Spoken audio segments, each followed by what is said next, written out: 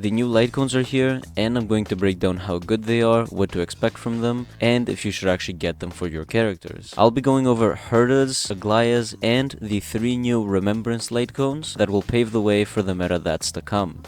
Herta's kit has an insane emphasis on the ultimate, both hers and her teammates, so it makes sense that her weapon, Mind Game, does the exact same. The erudition light cone gives 12% crit rate, which is welcome for every erudition character, except Rappa of course, since she doesn't benefit from crit stats. When the wearer uses their ultimate, meaning to activate, not to attack, they get a 48% increase on their skill and ultimate, and if the ultimate consumes more than 140 energy when you use it, 1 skill point is recovered with a 2-turn cooldown. This obviously is insane, and Argenti makes fantastic use of this light cone since both of his abilities deal massive damage, and ironically, Herta also, the 4-star version of her at least, can also benefit perfectly from these effects. Someone like Himiko also is a great fit for this light cone, not as perfect as the others, but still. She deals lots of damage from her skill and especially from her ultimate, but I would recommend a more follow-up attack focused light cone instead of this one. And of course, same goes for Jingyuan and Jade, mainly focused follow-up attack units that aren't very good for this light cone, can make some kind of use from it. I'd like to add before we continue, I'll only be talking about Aglaea and the Remembrance Trailblazer since they are the only characters we currently know that have kits and are the Remembrance path.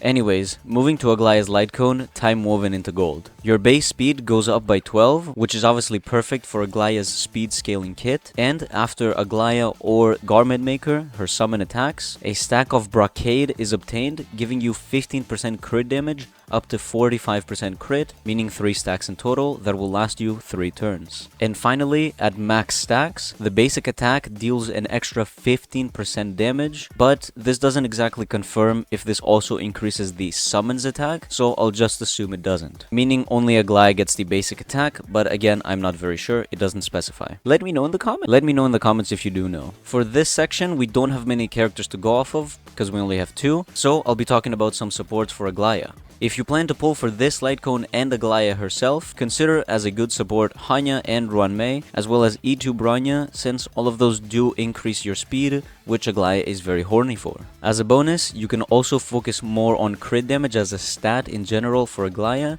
since you get a good amount of crit damage from the stacks that the light cone provides. As for the Remembrance Trailblazer using this light cone, it doesn't exactly fit them much, but the crit damage you get, as well as the speed, can make them an amazing support, since Mem, their summon, does have a Sparkle Bronya Sunday mechanic where you give crit damage based off of your own, as well as of course advancing forward.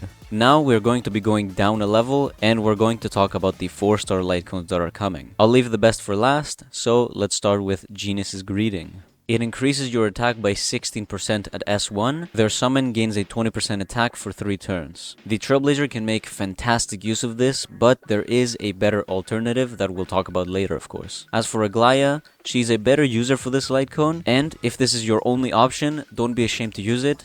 It's okay, you know, it's fine. Just say you're broke. Moving over to the next light cone. Damn. Okay, aside from the piece of art of a light cone called Sweat Now Cry Later, you gain 12% crit damage, and when the summon uses their ability on an ally, it increases the whole team's damage by 8% for 3 turns. This is obviously fantastic for the Trailblazer, whose kit basically needs everything that this light cone offers.